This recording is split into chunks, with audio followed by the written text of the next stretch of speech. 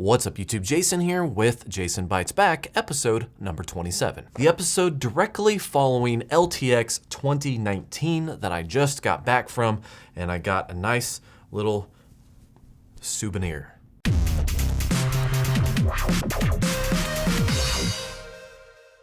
Plex is awesome and everything, but if you really want to squeeze the most features out of your Plex media server, you can get a Plex Pass. Now, while there are many benefits to having a Plex Pass versus a free user account, my favorite one is getting early access to new features that Plex has not yet released to the general public. So if you're like me and you want to try out those new features, check out the description down below. Down there you can either purchase a Plex Pass for yourself or a friend, and hey, if you don't have a free account, use my link as well. It helps me out. So check out the description down below to get your Plex Pass today.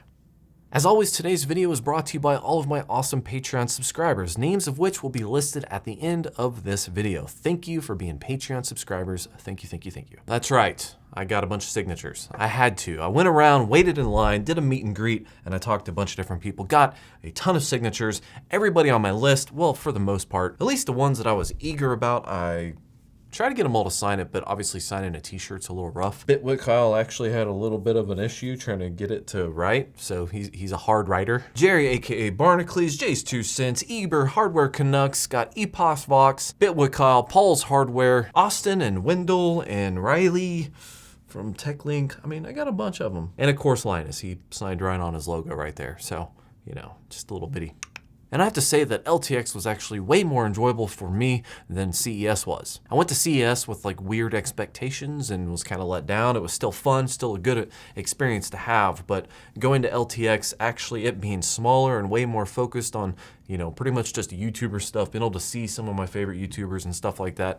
I mean, overall, it was just a lot more fun. So definitely not as big. I mean, on the grand scheme of things, the floor was pretty small and you could just, you know, walk the loop in like 6 or 7 minutes.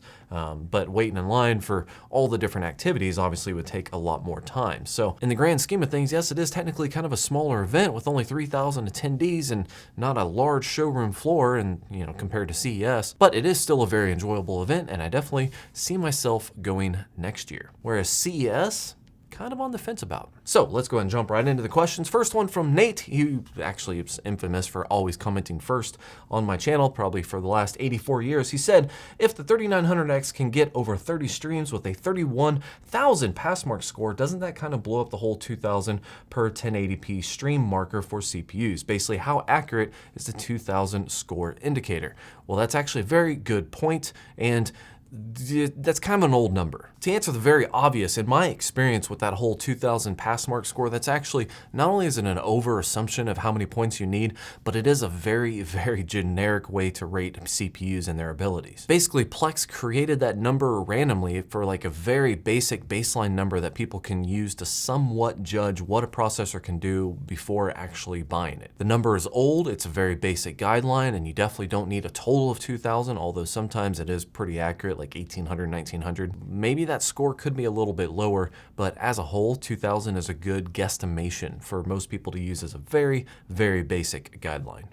Next question. LeFlux. Just cut the 3.3 volt cable from your PSU. This is on the video about how to disable the 3.3 volt pin on Western Digital white label drives. And this question actually co-aligns with some other people who are like, well, you should just use a Molex adapter or a SATA power adapter, which is another alternative to putting tape on the pin. Basically, the reason why I didn't recommend cutting any wires or removing any pins like physically from your hard drive, or even using the Molex to SATA adapters, because each one of those come with their own inherited risks. Like for example, you still get 2 years here in the United States with a white label drive removed out of its enclosure. However, if you physically remove the pin off the hard drive, you're modifying the hard drive, thus creating physical damage, thus guaranteeing that you will not have any kind of warranty if you run into any future problems. Then you have the question of Molex to SATA power adapters, or any kind of power adapters in general. There are documented cases on YouTube and on Reddit where you can find where those adapters actually caught on fire. Yes, you can say you can get them from certain places or certain types or do this to circumvent that, but really as a very average consumer, if you just want to solve a problem and you want to do it quickly, do you want to have to worry about doing all of the legwork to research if this little $1.50 part is going to explode on you. Whereas my method is literally just a piece of tape, whether it's electrical tape or another non-conductive tape that you use to cover that 3.3 pin volt. Just remove it if you have an issue, and you won't have any fires or you won't have any warranty issues because of the modifications you use to get the hard drive to work. And physically cutting the cable on your PSU cable, I'm not saying it would, but that could be a future issue with warranty as well. Not on your hard drive, but on your power supply. Like my power supply went out, and I have nothing to back this up, but I had some people tell me that in order to do a warranty on your power supply, they require you to send in all the original cables. So hypothetically, if you send in all your original cables and then they look at it and they realize that you cut cables on the power supply cables that were feeding to your hard drives, do you think there's a chance that they might say, hey, this is out of warranty because it has physical damage? So it's a permanent destructive modification that could void your warranty or give you issues in the future. So that's why I don't want to do that. Next question is from Shane. Did you get stopped by anyone for a signature? This is at LTX, and yes, I did not expect that. I went there with kind of like the anticipation that I'd have some people be like, hey, let's get a selfie or something, because that's what I do a lot. It's funny, actually, someone stopped me and was like, hey, can you sign this? And I'm like, well, how do you want me to sign it? Do you name or logo or I don't? So I just like derped out completely, and I kind of screwed it up and felt a little bit bad. And I was just like, that was like within the first half an hour of being there, and I'm like, oh, this is a thing. So after the signing the first one and completely screwing up somebody's, like, I think it was a case or a laptop or something, I was like, okay, I need to think about how I'm gonna sign moving forward, which I landed on B&B.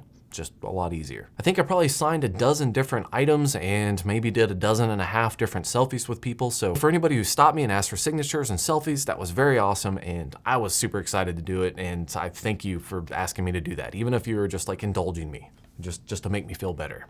I appreciate it. So next question is from Michael. You should never get in a cab and say, do you take USA money? The dude ripped you off. Ugh. So if you watch my LTX traveling video, I mentioned where I got into a cab and like a basic person, I like asked them if they take American dollars because I forgot to get any kind of Canadian currency in the airport, and I didn't even think about the whole use a credit card deal, which you can use anywhere in Canada, which would have made way more sense. Basically, I got in, the dude flipped off the meter as soon as I asked that, and he charged me $50 for the cab ride, $50 cash, like American cash. So the cab ride to the airport after tip was $30. That was American, $30 American to there. So I know that I got ripped off for probably at least 20 bucks. I'm not even mad.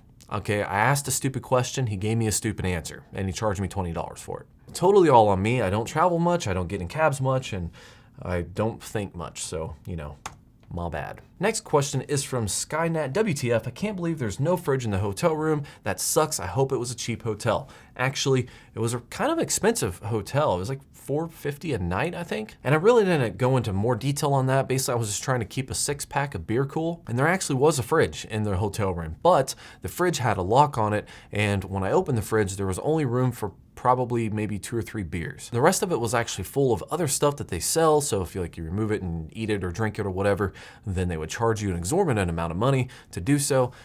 Which actually, now that I think about it, I probably could have just removed that and put my beer in. But anyways, there was stuff in there, not a whole lot of room for beer, and it was just as easy to go down and get a bag of ice because I was just gonna drink a 6-pack in a few hours anyways. So why not? Next question is from Matheson. Did you actually throw out the mini spy, or was it just for the video?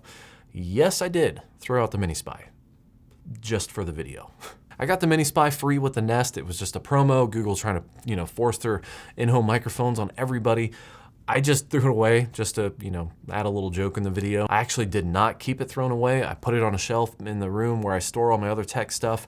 I do possibly maybe have plans to use it for future smart home related activities. In the future, I do want to get into a lot more smart switches and maybe switch over all or most of my house to smart switches and outlets and stuff like that. So getting into like a Google Home or an Alexa, something like that, could be a very good potential thing in the future. It's not 100% sure. I don't know where I'm going to go with that, but no, I'm not going to throw away, a potentially $30 device just for the lulz. I know I'm not gonna sell it or give it away because it's really not worth that much. In fact, you can get them on eBay for like 15 bucks. So they're cheap. It's not even worth driving to the post office to send it off. So I'm just gonna put it on the shelf, and then if I use it, I use it. If not, I don't.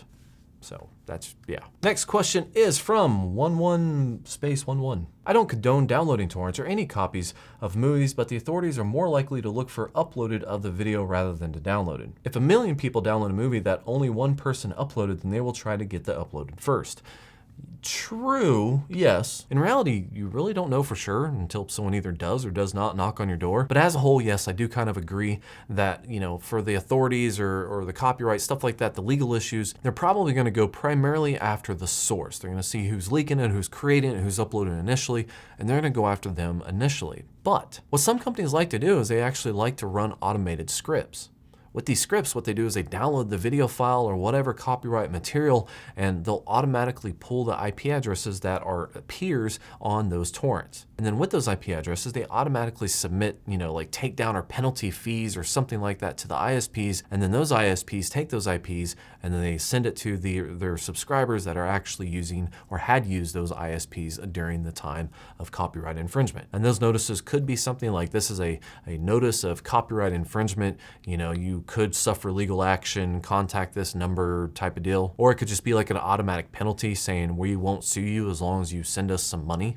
And as a whole, a lot of those things can go ignored because, again, this is like millions of users doing it and there's just not a legal team in the world that can sue 1 million people. But if you do get those notices, and even if you do ignore them, you do run the chance of your ISP taking action against you if you get multiple reports. I've read online where people have gotten multiple of these infractions, and even if they didn't have to pay these fees or respond to them at all, their ISPs would cut them off, saying that they are multiple copyright offenders, they've been warned, they didn't heed the warning, and now they can no longer get service with that ISP. So even if Hollywood's not going to come knock down your door and take everything you have, there is a chance that you could lose the only good ISP in your area, which is a perfect way to plug in my NordVPN link in the description down below. A VPN that you get 30 days of trial completely for free. If you don't like it, get a full refund, gets pretty good speeds, and will help protect you from getting notices like this. Also, for saying I don't condone this kind of activity, you should buy all your stuff completely legally. So, you know, but just in case. Next question is from Azus. Sorry for the off-topic question. I'm curious